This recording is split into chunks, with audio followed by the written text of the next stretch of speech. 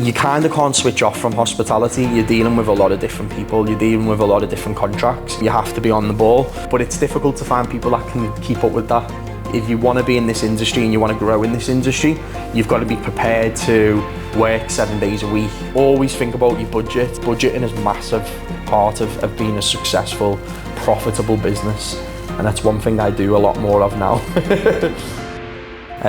Started out very, very young at the age of 12 doing mobile DJ for kids' parties. Kind of had a eureka moment, was like, right, I can make good money from this, start hiring people, and it started to grow.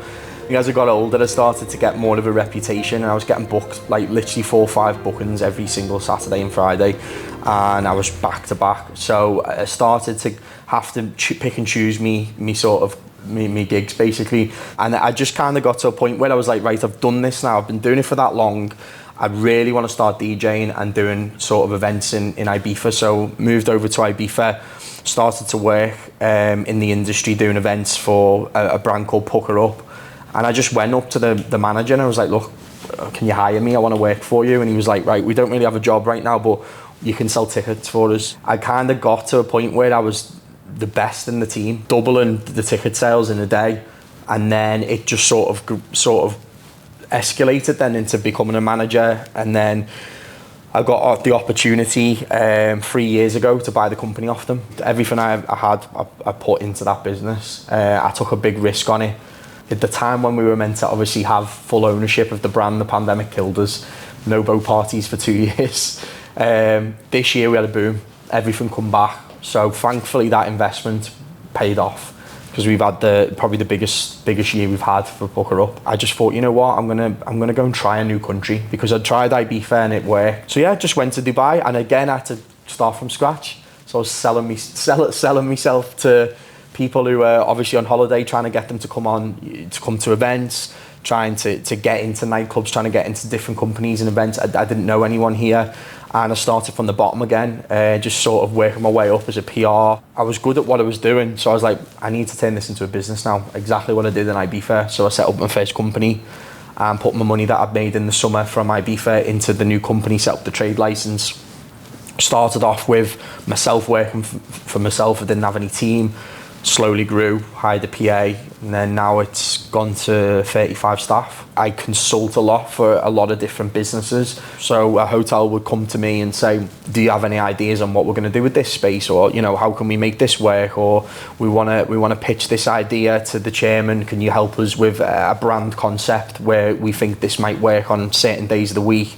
And that's where I sort of come in, and I'll look at the space, and I'll come up with the idea, and I'll be like, right, this will work based on my knowledge of knowing that this price won't work because we've tried this before, or this particular sort of genre of music or identity to the brand is gonna probably be not gonna work because this is too competitive. So I can tell people sort of what will work and what won't work based on my experience of doing it around Dubai and other hotels and other venues and restaurants and bars and stuff. You kind of can't switch off from hospitality. You're dealing with a lot of different people. You're dealing with a lot of different contracts.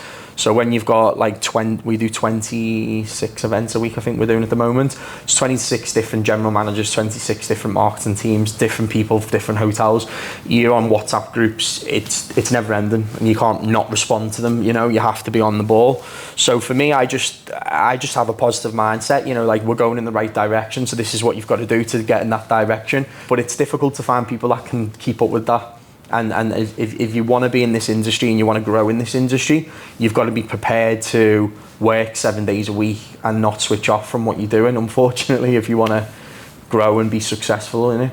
I think probably one of the secrets to my success of what I've done is I've always tried to be original with what I do. I've tried to create stuff or concepts that are completely different to anything else that's on the market. And I think a lot of the time people do like to replicate other things that are going on. People see other things and go, that works, I'm going to do the same, I'm going to copy the same idea, entertainment, brand, that whatever. I think for me, I like to see gaps in the market, and if I see something that's never been done before, sometimes that is the answer to the solution of the success of what you want to do. Definitely think about your budget of what you're going to spend.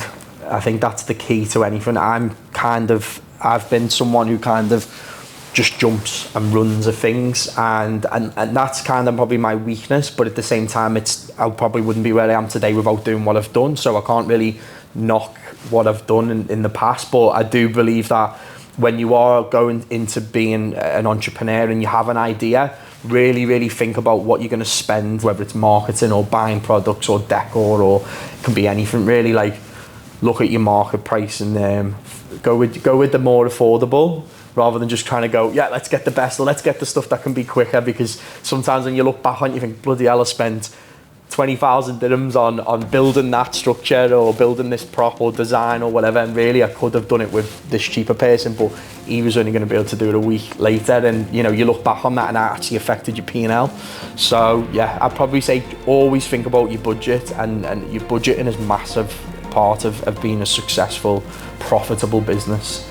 And that's one thing I do a lot more of now.